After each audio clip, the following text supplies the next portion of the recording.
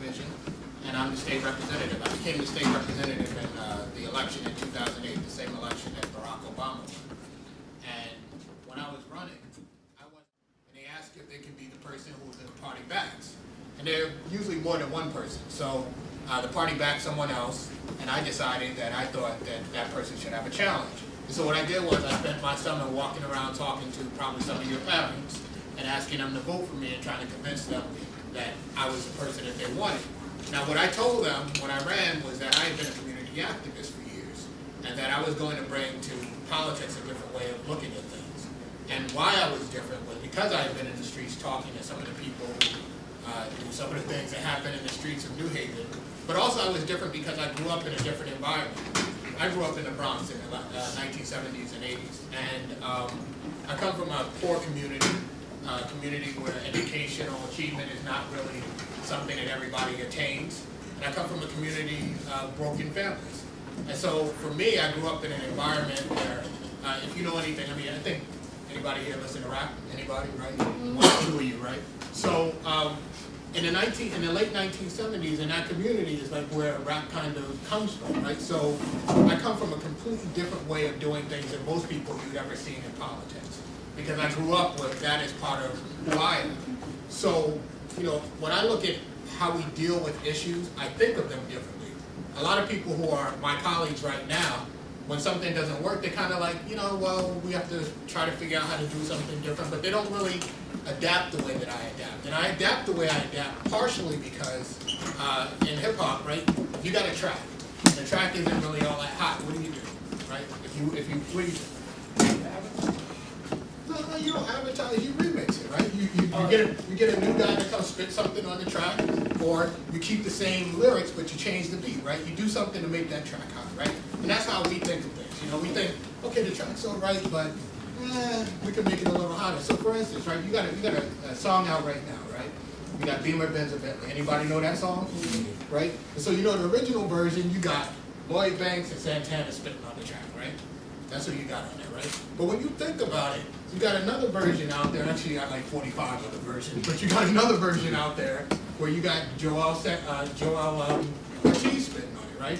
In the original track, they're talking about Beamer, Benz, and Bentley, you know, the top cars and how hot they are. But in the new version, you got Ortiz, and Ortiz is saying, you know, in my hoopty, I be swerving, right? Yeah. In my hoopty, right? Not Beamer, Benz, but in my hoopty, I be swerving. The public's who I'm serving. Goose phone forever chirping. I be out there putting work, right? And when you listen to that track, you're like, I still like that track, because that track's hot, right? You're not talking about the flashy car. He's spitting on the same beat, but he's doing it different. And when you hear that, you're like, yeah, your head's still bobbing. And you're not talking about that Beamer, you're not talking about that Benz, but you still like that track, right? So what's different about me is I come from this, right? And so when things don't work for me, I do it a little bit different. And so when I'm up in the state legislature, and I'm thinking about you guys, and I'm thinking about providing a better future for you, when it doesn't work, I figure out how do I do the same thing. Now I'm not spitting on the track, I'm not laying down a new beat, but I'm thinking about how do I do this differently so that I can still get the same thing done and get people to appreciate what I'm doing. And the reason why I'm really interested in making sure that I talk to you is because I know you come from that same kind of thinking.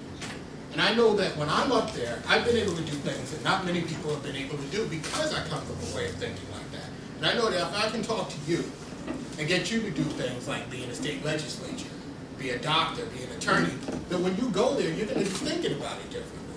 And you're going to have that whole mentality where you're like, yeah, you can be talking about the Beamer, Benz, and Bentley, but I can talk about my hoopty and still it can be hot, right? Because that's what we do. I mean, you got, speaking of rap, you got Lil Wayne, right? And you watch Lil Wayne, right? And I'm not a big fan of Lil Wayne, but I do appreciate one thing about him. He's doing like rock and roll, right? And he's getting away with it, you know? So, you know, I go up to the State House and I'm talking to people who don't live in New Haven, right? Because there's people from all over the state there. And some of these people come from farming communities. And so they're not trying to understand our issues. And so when I'm there talking about our issues, I have to figure out how to make it something that they are interested in. And whatever you want to do, you have to figure out how to do what you're doing there in a way that makes it interesting to other people, in a way that maybe you think innovatively. And that's really what I'm about. So, you know, I live in a community, and I actually didn't always live in this community. I lived in New Haven, but I lived downtown. Anybody know what Audubon Court is? You know what? Nope, nobody knows where that is, right? Part of the reason you don't know where that is because it's downtown in the Arts District in a gated kind of community. And I moved back over here because I wanted to make sure that when I ran, if I won, that people would have constant contact. You know, you should be able to be like, you know, I know my state representative's Gary, and I should be able to talk to him, right? But normally you can't do that, right? Has anybody ever really talked to their state representative before? No. Right? Technically yes, because we're talking to you. Huh? Technically yes, because we're talking to you. No, before I came.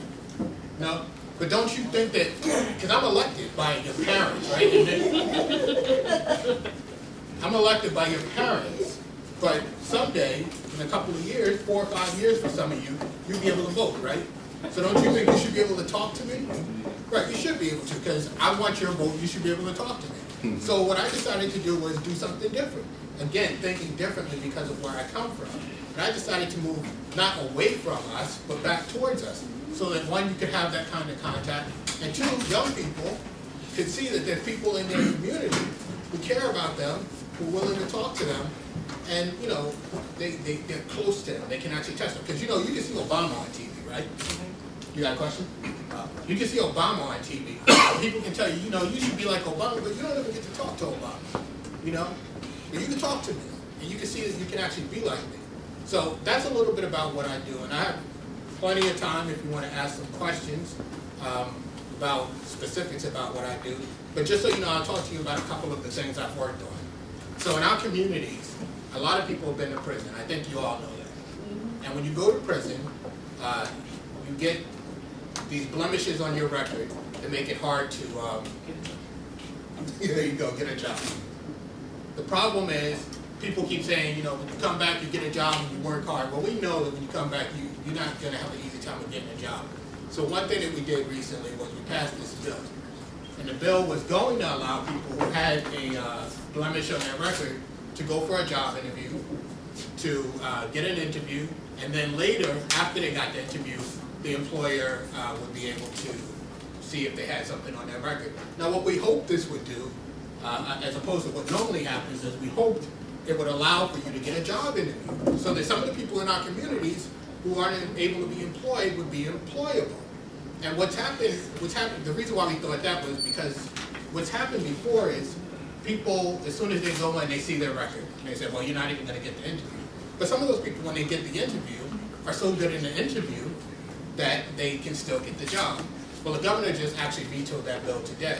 And so we're going to be pushing that bill again next year. And these things have direct impact on your lives, because even if somebody in this community, we know it, has been, yeah, that. No. So, he can veto. Here's what happens, right?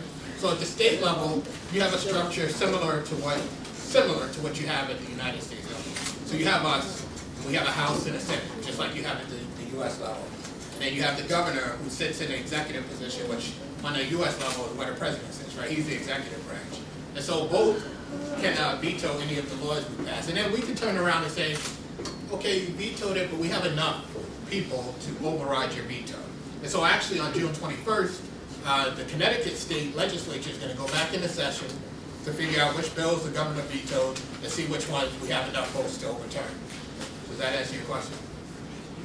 So, but like I was saying, you may never have been to prison, your mother or your brother, maybe nobody you know directly has been to prison.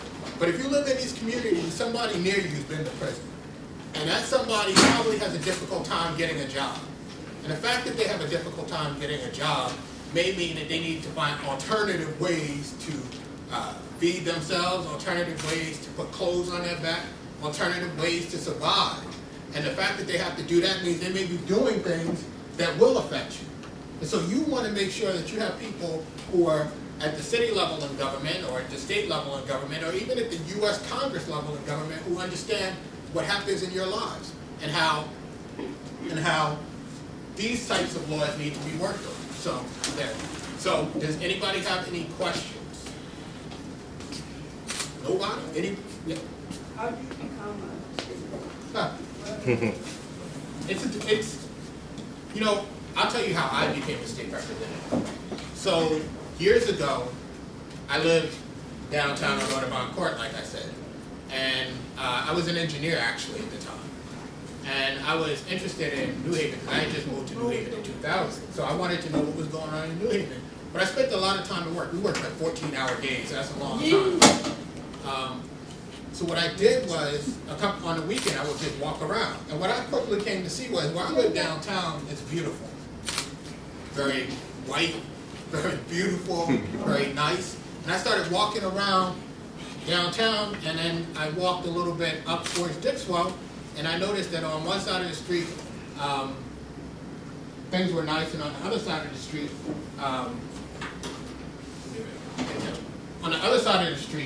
things weren't nice. And what I noticed was, on one side of the street, things were white, and on the other side of the street, things weren't white. They were us, black.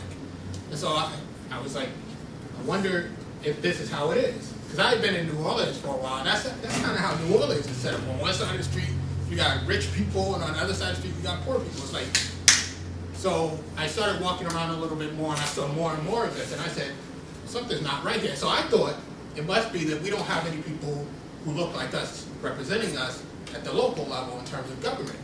So I went to investigate what was going on in government. And then when I looked at the Board of Aldermen, who are your local representatives, I was like, they all look like us. So that's not what the issue was. And so I decided I wanted to get involved. And I went downtown and I talked to some people who I had met, and I found out that they had boards and commissions that any of you, by the way, once you're old enough, can be on. And you might want to check that out, because those people actually have a lot of influence on what goes on. So I tried to get on one of them, and it just so happens that my alderman at the time had, they'd done some research. And so the ward changed, the political ward changed. And so my alderman was no longer my alderman. And so somebody asked me if I would run, and I was just looking to help out anyway, so I threw my hat in that race. You want to ask your question now? You want to wait? You wait? All right. So what happened was I got into the race. I knew nothing about running for office. I'm just running. And the powers that be in politics were like, we don't know you. You need to get out of the race. Well, another thing you can tell about people in hip-hop is they're very flexible, but they don't like to be told what to do as much as other people might be able to deal with being told what to do. So I'm not one that likes people to tell me I can and can't do things. So when they told me I couldn't run, I decided I was definitely running. And so I ran, and I lost that race. But that started me in politics. And then 2 years ago, when, I don't know if any of you know Bill Dyson, but he was a state representative for 32 years. When his time was up, I ran, and I beat those same people who had stopped me before. You were one of the You had a question?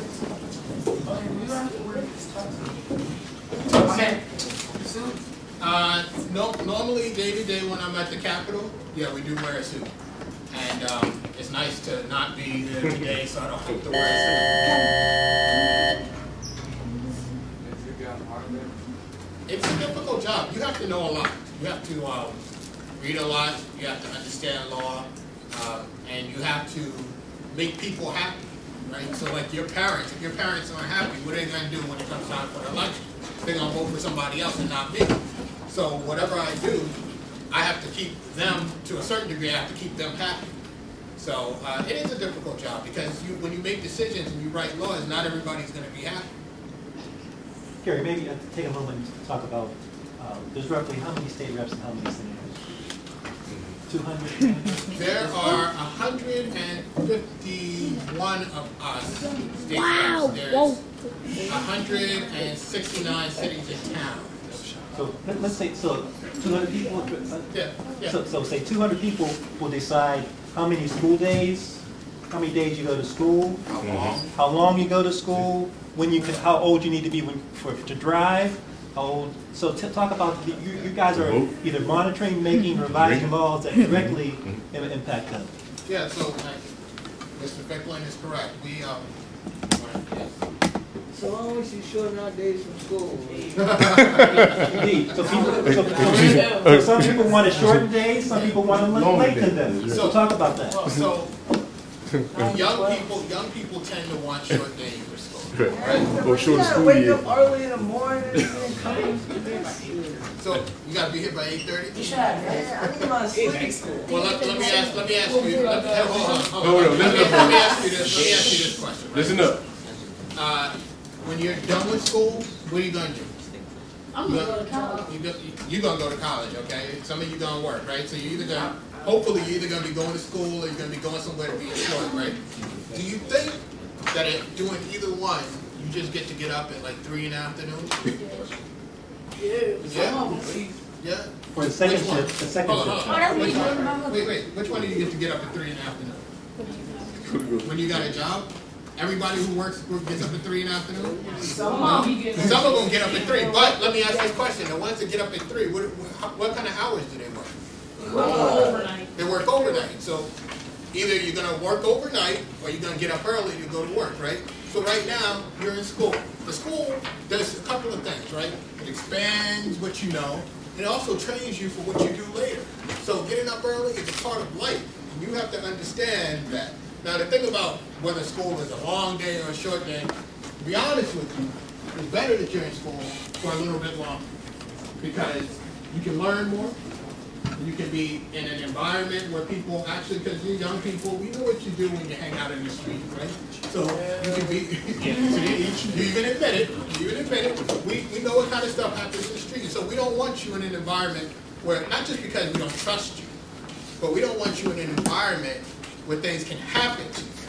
And so if you're looking for someone to make the school day shorter, that ain't gonna happen. It's not gonna happen. But I'll tell you this. It's possible. Don't put your head down, because here's the thing, right? If you really want something to happen, something that directly affects you, it's good that you know people like myself. It's good that they live in your neighborhood. Because the people you need to go talk to are those people, because we create those people. You know, we just passed the law that talked about the number of credits you need to graduate high school, right? That's an important thing, because now you need 25 credits to graduate high school, which is a couple more credits than you needed before. So these things affect you. And as a young person, you should learn now what it is to advocate for yourself. And so you don't have direct impact because you don't vote, right? How old are you? I'm 15. You're 15. So you don't vote for another 3 years. So how do you get me to listen to you? How do you get me to listen to you? Think about it.